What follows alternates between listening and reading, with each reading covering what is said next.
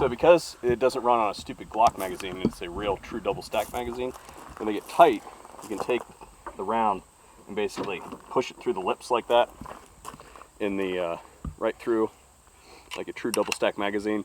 That's what I was doing earlier when you came down in the basement. So I was standing in the corner, kind of like a child in timeout, as I was getting to the bottom of the magazines and they were getting tight, so I was pushing them. Dude, I gotta have children now, right? Right. You can time for the timeout Yeah. for the kid. Boy, there's a pile of magazines over there and a pile of ammunition. Get to work. That's right? called free labor.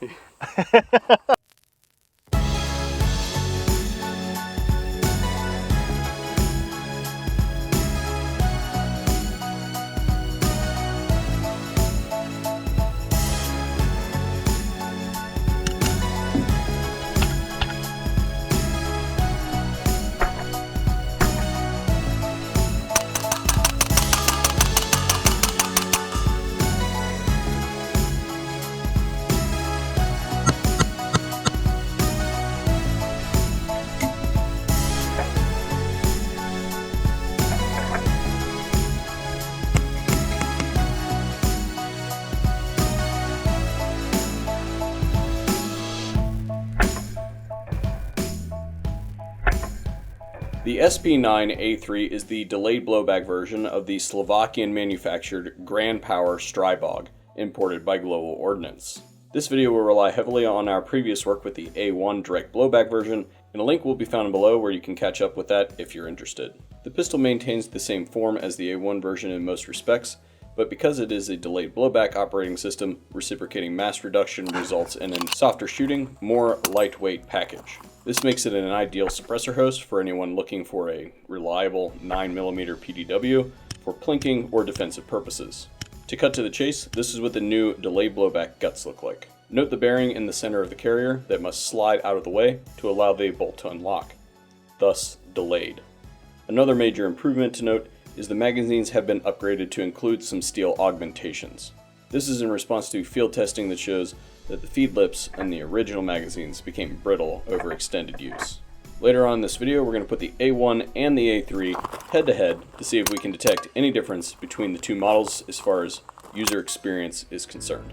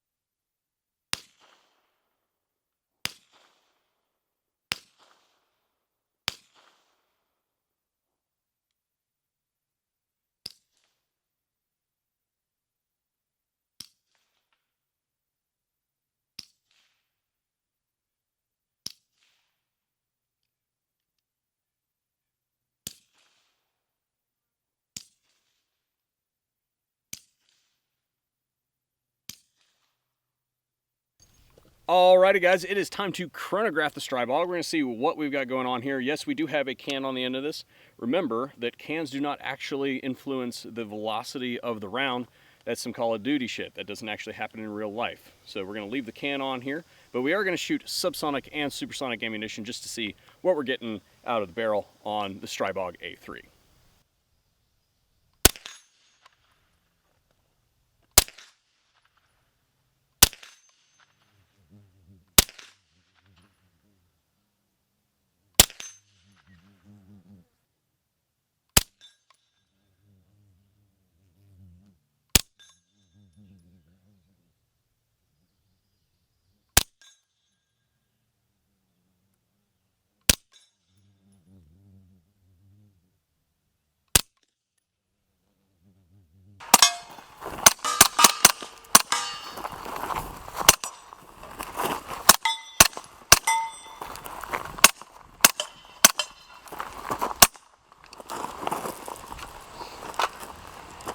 Dude, what is on your face? I got hit in the face with a casing. Hang on. Give me this.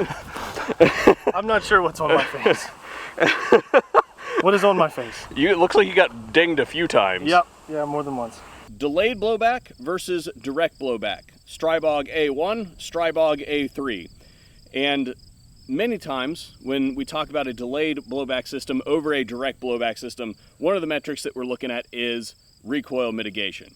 A lot of the time, because direct blowback guns are literally a bullet attached to a piston, essentially how the operating system works, the reciprocating mass on a direct blowback gun tends to be relatively high.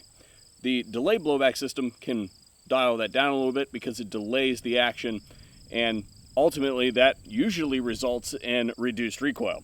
Well, today we've got the Stribog A3 and soon to be the Stribog A1 hooked up in our super scientific apparatus for measuring recoil. And basically what this is a sled on the table, and I've got it marked right here. We're going to shoot these guns side by side and measure the difference between the recoil impulse. Basically, these things are wrenched down inside of this sled, and then we're going to shoot them and see how much it moves the sled. Pretty simple stuff. We're not using the ammunition magazine because, one, it's too long and it would scrape against the table. Also, as the magazine depletes, the mass would change, and all this is going to be normalized at the end for weight. So here we go. First one of the Stribog A3. And to be super scientifical, I'm going to not even use my finger to pull the trigger here.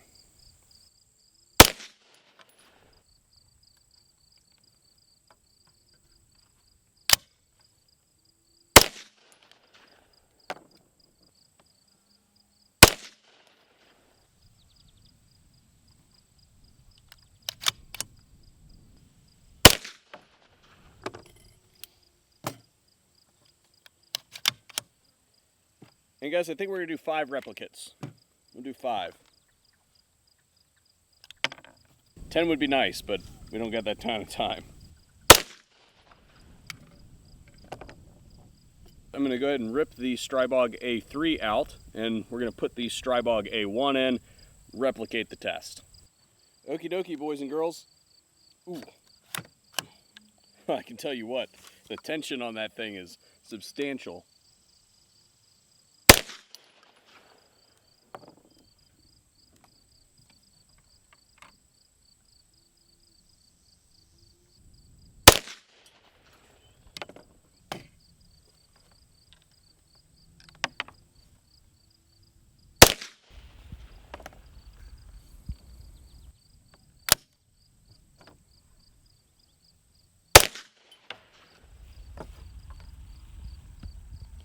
Shot 5.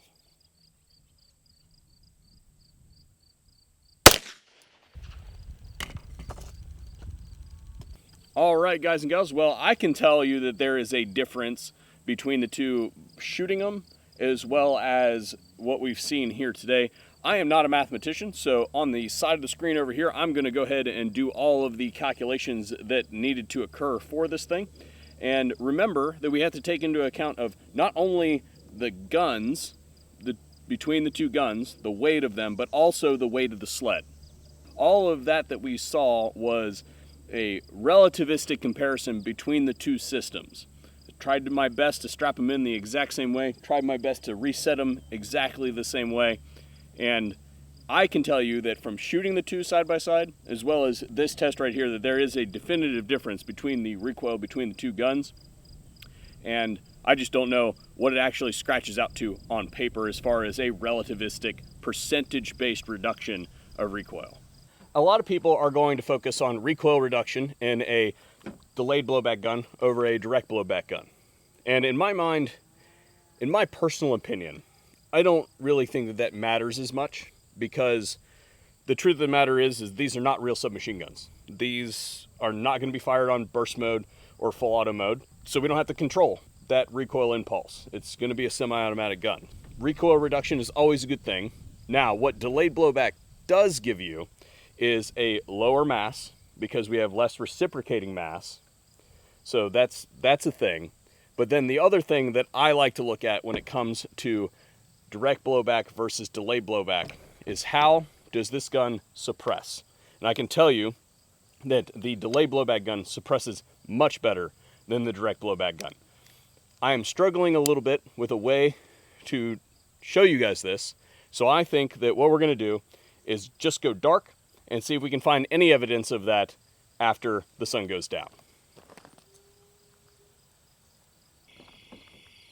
This is the Bowers Vers 9S. We have full video out on this thing, and this is probably the most effective 9mm silencer that I know of out there. Now, it is a little bit heavy. It is a dedicated SMG can, and that's going to give us the max suppression for tonight, and that should give us an idea of how the gun is handling being maximally suppressed, basically. I'm just going to go for it, and I'll just annotate it as I go. That way I can track it, and you guys can concisely see what's actually going on, because there's going to be a lot of moving parts going on here.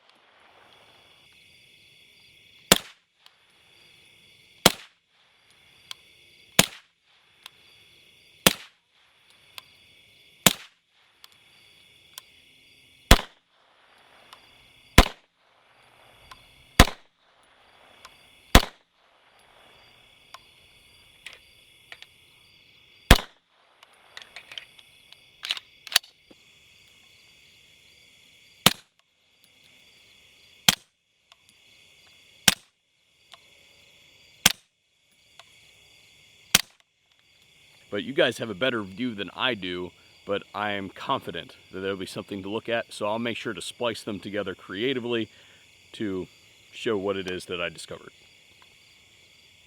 And we have some ammunition that we have to shoot before we leave. Let's see if I can do it by memory, see if I can hit the band.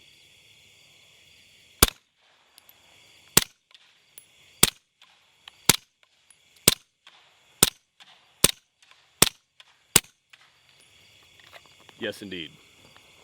Oh, I just killed one. Did you knock it over? Oh, the wind knocked it over. Okay. Okay. Hey. That was only one hit. That's all right. It's still dead. I gotta stop. Hey.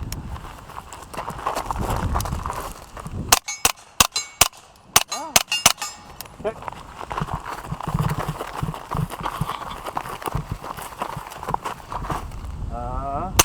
Hey. Hit.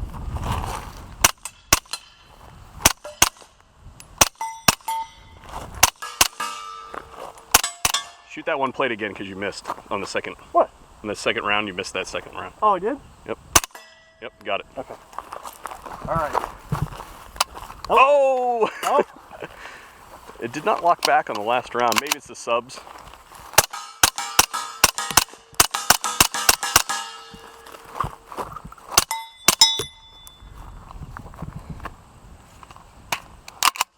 Whew, that's hot. Yeah. I think we're a little off. Did we, Did you see that? what? That's the first time in history that I've hit the hostage correctly twice. Not once, but twice. Did you have a malfunction? I did. Okay, so what was that all I about? had a dead trigger, so I'm not sure. We are shooting subsonic ammunition, so we will chalk that up to probably a lack of full reciprocation. It's, like you said, there is a significant difference in recoil. Because I have an A1, and this is the first time I've shot an A3. Or is it A2 or whatever? It's an A3, it says it right on the side of the gun. The original one. Oh yeah, A1. A1 yeah. Gen 2, right? Yeah. Okay, so anyway, I have that. And this definitely shoots differently. This is the most important thing. The magazine? The magazine. Finally, we have metal on the magazine. I'm sure you covered that already, but yeah, this should have been done. That's okay. We can echo that point multiple times. Yeah. Yeah. I'm Good job on them for changing where the thing needed to be changed. Yeah, definitely. That was an issue, and they've solved it. So. Yep. Very good. Cool. All right, guys. Well, signing out. Let's get it.